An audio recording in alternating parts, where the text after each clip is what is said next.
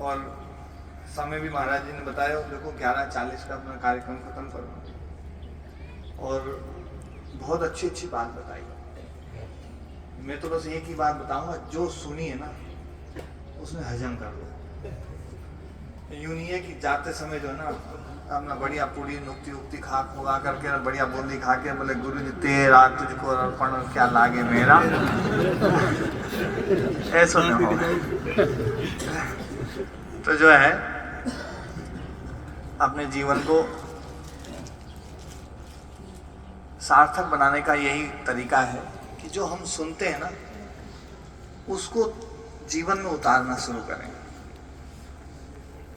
और आज जो है महाराज जी का आदेश था, पहले परीक्षा आज की थी गुरुकुल के बच्चों की। महाराज जी आज का पेपर था, फिर वो है ना वो कर करके एक दिन पहले कल खत्म किया।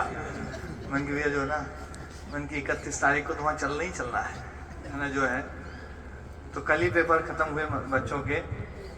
और मन की भैया जो है एक अच्छी सी कविता जो थी, एक महाराज जी भरत जी की एक बहुत सुंदर बड़ा प्रसंग एक दिन मैंने सुन रहा था, बहुत बढ़िया लगा मुझे। तो एक बहुत अच्छी कविता, क्योंकि देखो 2-3 बात अभी जो आई ना वो यही आई है, बहुत प्रेम से रहो। लड़ाई किस बात की होती है? संपत्ति की। और भरत जी का जो जीवन था ना वो ऐसा जीवन रहा महाराज जी, इतनी बड़ी संपत्ति तो किसी के पास में नहीं है। उस ना चक्रवर्ती साम्राज्य था और उस साम्राज्य के कारण से भी भरत जी और राम जी में संघर्ष नहीं हुआ।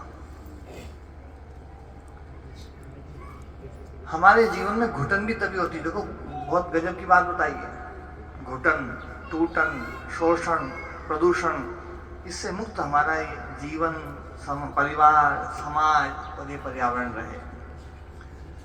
एक एक बात जो ना बहुत पते पते की कही है, एक एक बात में एक एक शास्त्र लिखे जा सकते हैं। तो जो है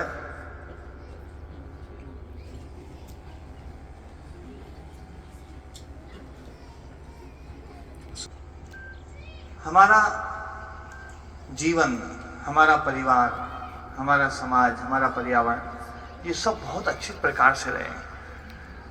भगवान ने जो है ना हमें मनुष्य बना करके भेजा है, सबकी जिम्मेदारी दे करके भेजा है।